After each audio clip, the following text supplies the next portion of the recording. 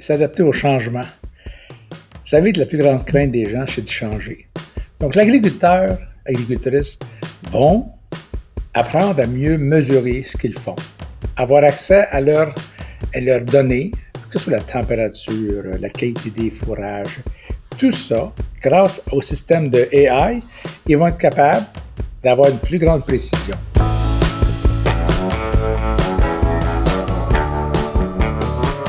Bienvenue à ce nouvel épisode de Rumination, présenté par Jeffo Nutrition.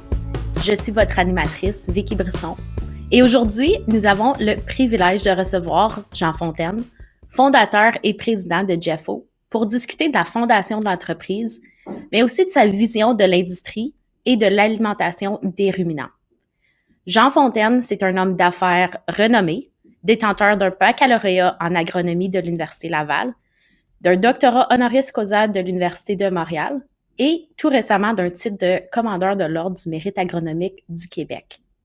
Jean Fontaine est le fondateur de Jeffo, leader mondial en nutrition animale non médicamenteuse. Créée en 1982, l'entreprise emploie 350 personnes au Québec, exporte dans plus de 65 pays et réalise un chiffre d'affaires de plus de 450 millions de dollars. Depuis l'an 2000, Jeffo offre des solutions nutritionnelles micro-encapsulées afin d'améliorer l'efficacité des élevages.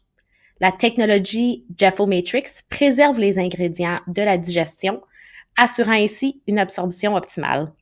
Bienvenue à l'émission, M. Fontaine. C'est très agréable d'être avec vous autres aujourd'hui. On va pouvoir jaser un peu du passé, mais surtout de l'avenir. Excellent. Alors, on va commencer avec les questions. Tout récemment, Jeffo a fêté son 40e anniversaire. Pouvez-vous nous raconter les débuts de Jeffo? Savez-vous que 40 ans, ça se vit, ça prend un petit peu de temps à expliquer tout ça, mais les débuts étaient très modestes. Ceux qui me connaissent, j'ai commencé à 25 ans avec un choix de faire faillite ou commencer à faire de l'argent.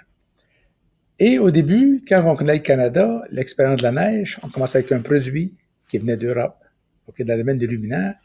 C'était le bicarbonate de soude qui était granulaire contre les Américains qui avaient le monopole du marché. Avec ça, il s'additionnait le phosphate. Avec ça, la lysine, la méthionine. Donc, on a commencé modestement dans une maison, un appartement qu'on a modifié avec des bureaux. Aujourd'hui, on a le campus Jeffo Saint-Hyacinthe, un centre d'information. Jeffo a commencé au Québec, après l'Ontario, après le reste du Canada, après le marché mondial. Le petit pas, c'est la bonne technologie pour grandir sans s'enfarger. C'était bien agréable. Mais 40 ans, c'est comme c'était hier. Je crois que Jeffo, aujourd'hui, ça impressionne des gens, mais pour moi, c'est un start-up qui a beaucoup de potentiel. La culture de Jeffo est centrée sur Life Made Easier, ou la vie en plus facile. Qu'est-ce qui a inspiré cette mission? Et est-ce que vous pouvez nous donner quelques exemples de la manière dont vous et vos employés incarnez cette déclaration? Bien, au début, on a travaillé pendant une dizaine d'années, 10-12 ans. Puis est arrivé au moment qu'on a voulu changer le logo de la société et on a fait une retraite pour réfléchir tout le monde ensemble sur ce qu'était la ligne, le tagline de Jeffo. La vie en plus facile, ça résumait l'approvisionnement plus facile avec différents fournisseurs, l'entreposage pour le produit just, on dit en anglais just on time, l'approvisionnement spontané, il y a tout chez nous. Et ensuite, au niveau de la recherche, on a rendu la vie un peu plus facile auprès des chercheurs parce qu'on a rassemblé plusieurs marchés différents avec le même objectif de faire plus avec moins. Donc, c'était ça qui fait le tagline. La vie un peu plus facile, la première fois, et après, tout le monde aujourd'hui accepte que c'est vraiment ce qu'on fait. Même le campus qui sert à des réunions, tout le monde a le droit de venir ici faire des réunions avec leur personnel. Pourquoi? La vie un peu plus facile, c'est central, c'est très moderne. Ça vous donne une idée un petit peu. Donc maintenant, on va prendre une petite optique différente. Au cours des dernières années, l'intelligence artificielle a suscité un intérêt croissant dans le monde entier. Alors que le secteur de l'élevage continue d'évoluer rapidement, quels sont les principaux défis que les producteurs et les changements du marché que vous prévoyez? À votre avis, ce sera quoi les principales caractéristiques de ceux qui vont réussir à s'adapter? Alors, s'adapter au changement. Vous savez que la plus grande crainte des gens, c'est de changer. Donc, l'agriculteur, agricultrice vont apprendre à mieux mesurer ce qu'ils font, avoir accès à leurs et leur donner, que ce soit la température, la qualité des fourrages, tout ça, grâce au système de AI, ils vont être capables d'avoir une plus grande précision. Et quand on peut mesurer ce qu'on fait, on peut l'améliorer. Sans mesure, c'est très difficile de s'améliorer. Donc, c'est une voie que personne ne peut éviter. OK? Travailler pendant des heures, alors qu'en quelques secondes, ça peut se faire avec l'intelligence artificielle. Écoutez, tout ce qu'on voit dans le monde entier prend une exponentielle faramineuse. Et on n'a rien vu encore. En langue potentielle, depuis plus de 20 ans, vous apportez des innovations à l'industrie de l'alimentation animale avec la technologie Jeffomatrix. Est-ce que vous pouvez nous expliquer pourquoi c'est important de micro-encapsuler les nutriments, par exemple les coenzymes, dans l'alimentation animale? Écoutez, c'est un concept, ça on se rapporte au tout début, quand j'ai commencé, en 88, à vendre des acides organiques enrobés pour compétitionner les facteurs de croissance chez le porc. On s'est moqué de moi, et c'était correct. Okay? Aujourd'hui, le monde médicament a beaucoup baissé. Les additifs alimentaires facteurs de croissance, une petite quantité qu'on donne chaque jour pour moduler la flore intestinale, autant chez la volaille et le porc, puis des fois, on travaille même chez la vache laitière avec certains produits, sont de moins en moins à la mode, puis même des endroits sont bannis. Okay? Donc, pourquoi que la matrice de Jeffo, la technologie de matrice que nous avons, c'est que on prévient le bris de nos molécules, de nos nutriments, avant d'arriver à l'intestin où ils sont absorbés. Exemple, les vitamines, c'est un régal pour les bactéries ruminales. Les enzymes, c'est un régal. Donc, c'est une expression, c'est que les bactéries ruminales, chez la vache, chez le bœuf, vont détruire les vitamines et les enzymes et vont créer leur propre production de ces vitamines et enzymes. Sauf que nous avons découvert qu'en enrobant avec des matières grasses végétales, 100% végétales, on vient qu'on traverse le rumen à 85% et on relâche lentement, avec la lipase qui brise le gras, les nutriments qui sont bénéfiques pour la vache laitière ou le bœuf. Dans la volaille, la même chose s'applique. On va résister au pH acide, au phytate, au calcium, au soufre, qui vont venir lier les différents nutriments et les rendre indigestibles à l'intestin. Et pourquoi on est convaincu? Parce qu'on a démontré, à maintes reprises à travers le monde, que quand on enrobe et on bypasse le rumen, on peut en mettre beaucoup moins. C'est pas un exemple chez la vache. Aux États-Unis, l'Université de Davis, on a démontré que 3 grammes par vache par jour, 3 grammes, dont 1,5 c'est de l'enrobage, j'aurais même pas cru moi-même que ça serait si puissant. Plus de gras, plus de lait, plus de protéines. On a eu 5% de conversion de moins. 5%, ça a de l'air banal, mais vous savez que la vache va faire 25 à 30 kg de fumier par jour. 5%, c'est 1 à 1,5 kg de moins par jour pour le même lait. On a découvert aussi les mêmes tests qu'on avait 9,8% moins de CO2. Tout le monde parle de méthane, CO2, de l'environnement, tout ça. Comment se fait-il que ces coenzymes-là aient autant d'effets? On est agréablement surpris. Et de la vache, on est allé vers le porc et la volaille, et eux aussi ont des effets bénéfiques. Okay? Donc, ça vous donne une piste qui est sans limite. J'ai appris, moi, à 24 ans, que le monde bactérien est un monde sans syndicat. Ça travaille sans cesse. 24 heures, 7 jours semaine, ça n'arrête jamais. C'est jamais assez de fermentation. Donc, nous, chez Jeffo, on veut aller aider à moduler correctement la fermentation de chaque intestin. On parle de l'intestin de la vache, du porc, de la volaille, même le poisson. Donc, on a un petit plaisir d'obsession vers un monde invisible qui sont les bactéries. On les voit avec le microscope, à l'œil nu, c'est invisible. C'est assez challengeant de faire une telle évolution de la nutrition animale. Donc, en parlant des animaux, on dit souvent que c'est eux qui vont nous dire qu'est-ce qui fonctionne. Évidemment, vous observez depuis plus de 20 ans l'impact de la nutrition de précision sur ces animaux. Vous y avez déjà fait un petit peu allusion, mais est-ce que vous pouvez résumer pour nos auditeurs quelles sont les 3 principales observations que vous avez au niveau des animaux? 3 principales, il y en a plusieurs, mais première chose qu'on peut voir, c'est l'efficacité digestive. Okay? Les animaux digèrent mieux, une meilleure santé. Si on prend la vache laitière, la principale raison que nos jeunes hommes et femmes quittent les fermes, c'est les problèmes au niveau du vêlage. Donc, quand une vache va vêler, les gens se préviennent avec différents traitements qu'ils ont appris à faire parce qu'il n'y avait pas la technologie que nous avons aujourd'hui. Donc, aller s'occuper des vêlages le matin est un travail de l'ordre de 2 heures, c'est 500 vaches. C'est un travail de 2 heures par jour. Et quand on prévient avec notre savoir-faire, on vient à bout d'éliminer ce travail-là. Drencher une vache ou piquer dans la veine pour le dextrose ou différentes formes de traitement sont tous des challenges, des animaux puissants, une vache. OK? Donc, un incident est si vite arrivé. Avec notre approche de précision intestinale, on pourrait même dire synchronisée, on livre ça tous ensemble, ces fameux coenzymes, ces cofacteurs d'enzymes qui sont les oligoéléments. Donc, les vitamines sont des coenzymes, les cofacteurs d'enzymes sont les oligoéléments. Quand est-ce qu'on a besoin d'un coenzyme ou de cofacteur d'enzyme? Tout le temps. Donc, c'est important d'avoir une matrice que nous avons qui est relâchement lent. Et comment on y arrive? C'est qu'on a une façon de ralentir la libération qui est faite par la lipase. Donc, on met un ingrédient qui va ralentir l'activité de la lipase et on s'en va dans l'intestin et à la fin, tout est relâché de façon étendue dans l'intestin. En tant que visionnaire dans ce domaine, quelle est, selon vous, votre contribution au monde des vaches laitières?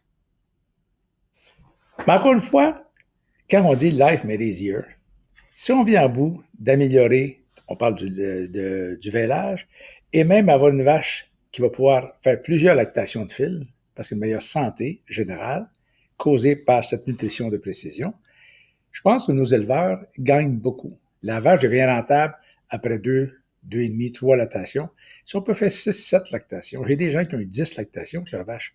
Mais gens, on ne peut pas la réformer. Elle donne du lait, elle me donne 40 kilos par jour. Pourquoi la réformer? On découvre des choses. La principale raison pourquoi les gens vont remplacer les vaches, les éliminer, les problèmes de vêlage, c'est un des plus gros facteurs. Donc, on focus là-dessus. Il y a plusieurs nouveautés qui s'en viennent chez Jeffo qui vont permettre, encore une fois, d'améliorer le rendement. OK? Donc, pour moi, la qualité de vie des éleveurs de bovins laitiers ou de bovins de boucherie va passer par cette nutrition de précision intestinale. Vous avez créé avec succès une entreprise familiale. Pourriez-vous nous expliquer comment vous avez favorisé la collaboration et l'harmonie entre les membres de la famille tout en bâtissant une entreprise prospère? Ça, c'est une bonne question parce que pourquoi les enfants s'intéressent à ce que j'ai construit, c'est qu'ils ont compris que j'avais du plaisir à faire ce que je fais. On peut guider les gens par l'exemple. Les enfants ont vu, j'avais du plaisir à recevoir des gens, à visiter des gens, se créer un réseau d'amitié à travers le monde. Parce qu'on a l'avantage dans notre industrie de vendre ou de fournir des produits, des conseils à toutes les semaines, à tous les mois. Dans l'industrie des maisons, vendre une maison, je vous vois, je vous en vends une, dans 20 ans, peut-être bon, vous en vendre une deuxième. Une voiture, c'est chaque 3, 4, 5 ans. Donc, nous autres, dans notre industrie, on est appelés à développer la proximité. Chez Jeffo, on aime recevoir les gens ici au campus et même chez moi. On a développé cette amitié de proximité avec les clients, les fournisseurs, c'est important. Si tu n'as rien à vendre, tu n'as pas de produit à vendre, pas bon. Tu as des fournisseurs, tu n'as pas de clients, c'est pareil. Donc, tout est relié ensemble. Mais je crois que mes 3 enfants, Émilie, Jean-François et Anthony, ont su apprécier ceci de mes 40 ans de vie d'affaires. Et aujourd'hui, ils vont prendre le relais. Vous savez qu'un succès, c'est beau, mais un vrai succès, c'est quand il y a un autre succès qui rembarque par la suite. Je disais à des gens, 85% des compagnies meurent avec le président. Donc, il faut penser qu'on va être différent parce que déjà, on a une relève. Beaucoup de gens nous envient. J'ai 7 enfants, 3 d'impliqués. Les petits-enfants, ils vont en avoir, ils vont prendre aussi de l'intérêt à la compagnie. Donc, on assure notre clientèle. Les gens apprécient ça à travers le monde. Quand ils voient qu'il y a une famille derrière qui suit, ça change la donne. Vous devez toujours penser à investir avec un fournisseur qui va être là demain. J'ai un beau produit, mais je ferme les portes dans 1 an. Vous avez perdu 1 an d'essai avec moi. Quand on a une compagnie comme Jeffo qui a une solidité financière et de l'expansion, on peut en parler, les gens sont inspirés à poursuivre. Et ça me donne une grande satisfaction personnellement. En tant qu'homme d'affaires prospère, pourriez-vous nous expliquer comment vous avez construit et entretenu stratégiquement votre cercle professionnel et quels sont les principes ou pratiques clés qui, selon vous, ont contribué à sa croissance et sa durabilité? C'est une drôle de question. Mais vouloir se surpasser. On va aux conférences, depuis je lis des livres actuellement, et dis aux gens, savoir ce qu'on veut dans la vie. Il appelle ça en anglais le but de la vie, the purpose of your life. OK? Ce sont des questions qui semblent anodines, mais quand on s'assoit, on veut dire, le but de ma vie est de, voilà. The purpose of my life, c'est ça. On peut jamais sa question. Moi-même, je dis, j'en pose pas cette question-là lors d'un souper mondain parce que ça me met beaucoup de gens mal à l'aise. OK? Donc, ce qui nous anime, moi, j'ai la vision de vouloir faire plus avec moins. Et le monde invisible des bactéries intestinales, dans toutes les espèces, ça me concerne moins. On a des bonnes bactéries, des mauvaises bactéries. C'est les mauvaises qu'on veut contrôler, mais le mot contrôle, on ne contrôle pas, qu'on veut moduler pour aller moins compétitionner les bonnes bactéries.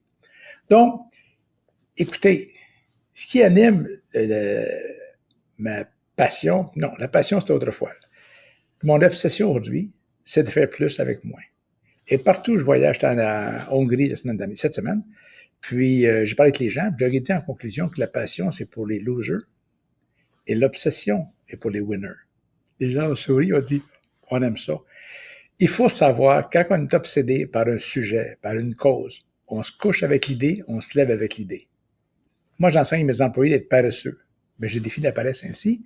Faites bien ce que vous avez à faire, que le monde parle de vous autres. Et quand les gens parlent de nous, ça devient qu'on a plus de clients qui viennent nous voir. Les clients satisfaits font une business solide. OK? Donc, c'est juste le gros bon sens. Mais s'amuser à faire du gros bon sens. Et ne pas oublier que nous sommes les acteurs dans la vie.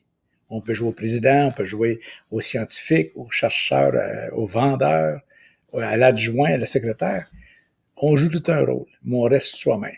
Puis quand on définit notre purpose, le but de notre vie, ça nous aide à mettre l'obsession bien branchée ensemble. Puis là, on devient des gens de qui on parle souvent. Moi, pour moi, GEFO, c'est un start-up encore aujourd'hui. J'ai assez d'idées. Quand je vois l'ampleur du monde invisible qu'on connaît mal, le microbiome, on a des opportunités qui vont se créer, qui vont être phénoménales pour tout le monde. Dans la conférence à Budapest, les gens disaient, quand dalle de volaille, en 2025, c'est dans 2 ans, on aurait peut-être à rejoindre un 1,1% de conversion. Non, pas %. 1,1 de conversion alimentaire. Donc, 1,1 kg pour 1 kg de viande. C'est assez poussé. On est à 1,5 aujourd'hui, 1,45. Les Nouvelle-Zélande ont fait 1,28.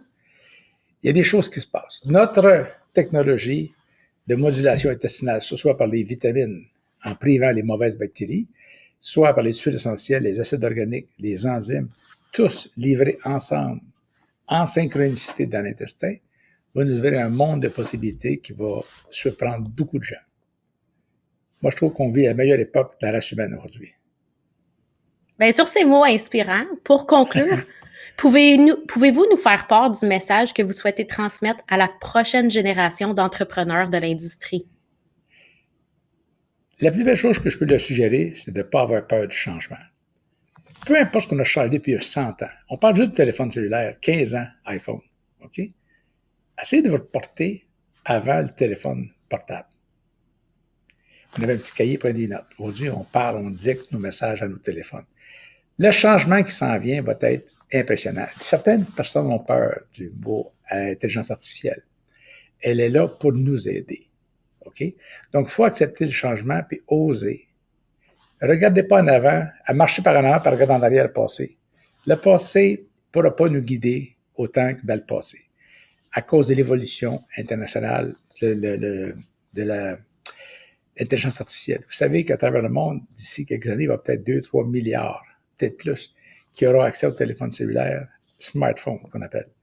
Ils vont avoir à leur main tout le savoir de la planète, tout ce qui a existé dans le monde, avec le chat GPT, ces choses-là. Ça va faire une accélération phénoménale de savoir. Fait qu'il faut que les jeunes aient le goût de faire plus et avoir du plaisir à gagner, du plaisir à dépasser les normes. Moi, je suis très positif. Comme je disais tantôt, on vit à la meilleure époque de l'âge humain. Une crise de cœur en 1950, t'es mort. Aujourd'hui, une crise de cœur, c'est tout de suite pris en main. À l'hôpital, voilà, et on sauve beaucoup de personnes. Tout change. Même le nombre de cancers qui sont soignés aujourd'hui. On n'en parle pas assez, mais il y a beaucoup, beaucoup de succès à plusieurs endroits. Moi, je vous dis que la vie est pleine de belles choses. Il faut s'amuser à la désirer. Merci beaucoup, M. Fontaine, d'avoir été des aujourd'hui. Ça me fait plaisir. Je tiens également à remercier notre public pour sa présence aujourd'hui. N'oubliez pas de vous abonner à Rumination sur Spotify, Apple Podcasts, YouTube ou toute autre plateforme de balado-diffusion. N'hésitez pas à visiter jeffo.ca pour plus d'informations. Ce podcast vous a été présenté par Jeffo Nutrition, une nutrition de précision pour un monde en pleine croissance. Bonne journée à tous.